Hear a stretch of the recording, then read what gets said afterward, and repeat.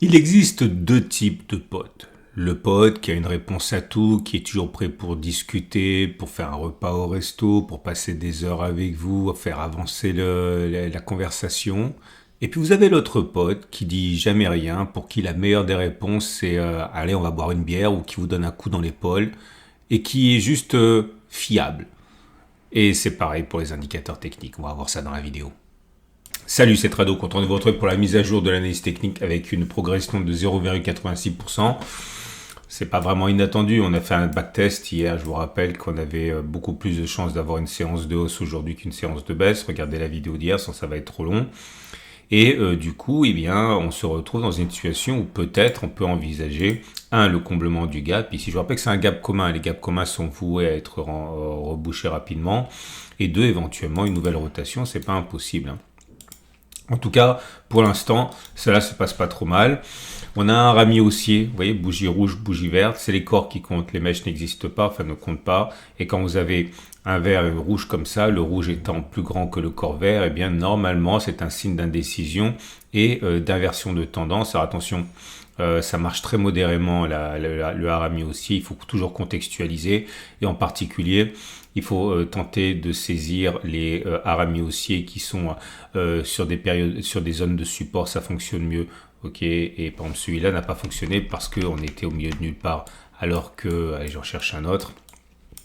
Celui-là a mieux fonctionné, ok, parce qu'on était sur un support. Mais enfin bon, encore une fois, il faut contextualiser, c'est quand même pas le chandelier japonais qui fonctionne le mieux, mais c'est sûrement pas un signal de baisse.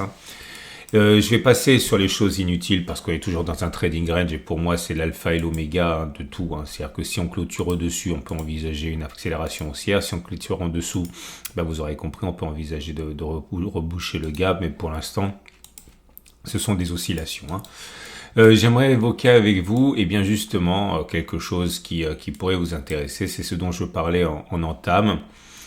C'est cette histoire de fiabilité. Vous savez, j'ai pas pris cet exemple au hasard. Vous avez tous deux types d'amis probablement. L'ami qui est toujours là pour vous, mais selon ses conditions, à savoir, voilà, faut qu'il soit libre, il faut que ce soit le bon moment, etc. Et quand il est là pour vous, eh bien, il va vraiment faire de son mieux pour vous divertir, etc. Ou passer un bon moment, tout simplement. Et puis celui qui est 100% là pour vous, vous décrochez son téléphone, il trouve toujours un moment de venir. Il va pas vous apporter grand chose en termes de solution à vos problèmes, mais il est toujours là, il est fiable, il est loyal.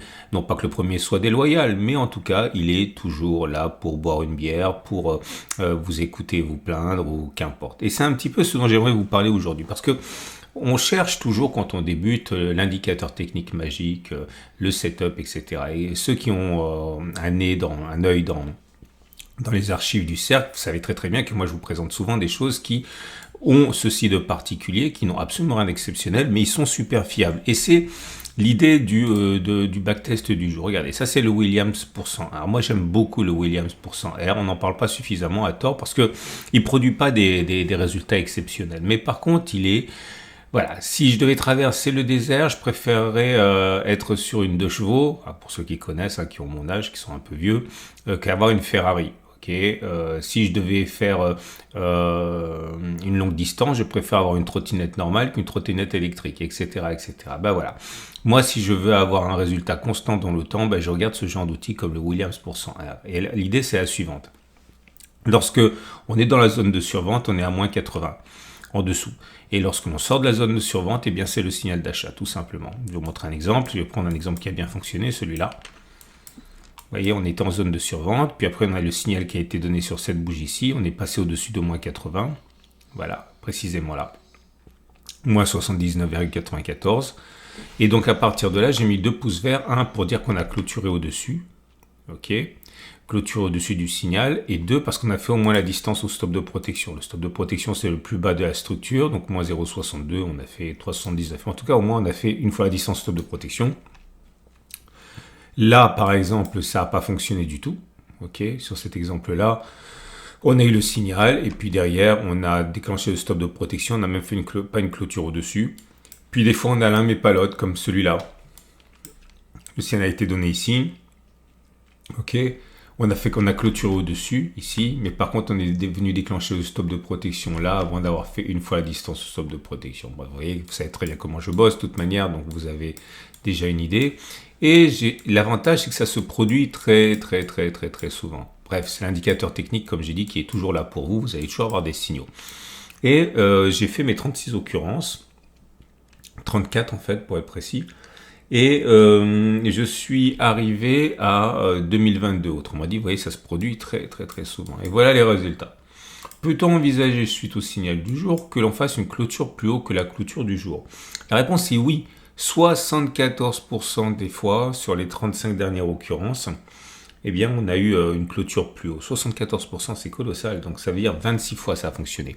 Il y a un seul pouce ici parce qu'on n'a pas encore, ici, le signal a été donné là, vous voyez. On a bien fait une clôture au-dessus, mais on n'a pas encore fait une fois la distance stop de protection, mais on n'a pas pour autant déclenché le stop de protection. Ok, donc ça court toujours.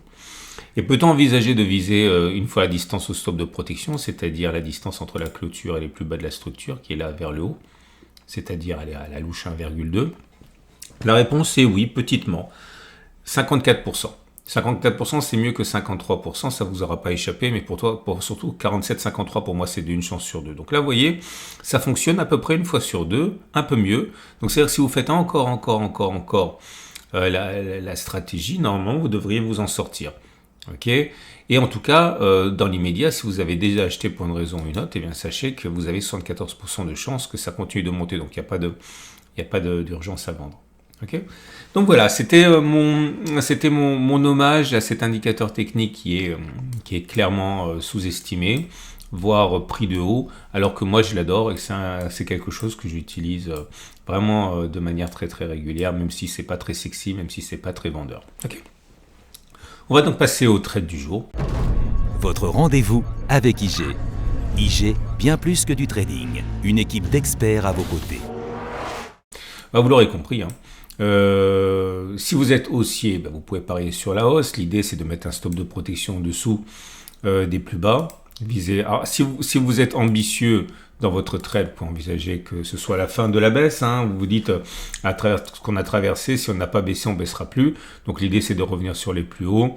Stop de protection en dessous du gap, au cas où on irait le refermer dans un excès de panique à un moment ou à un autre. Ça vous donne un ratio gain-risque qui est intéressant. Hein. Voilà, vous êtes à plus de 1. Maintenant, vous pensez peut-être que tout ce qui se passe, c'est de la gesticulation et qu'au bout d'un moment, les marchés vont nous tomber dessus et vont nous faire payer notre inconsistance politique. Eh bien, l'idée, c'est de spéculer à la baisse. Ben voilà, vous pariez sur le comblement du gap, puis un retour de la baisse, stop de protection au-dessus, vous avez un ratio gain-risque super 1. Voilà.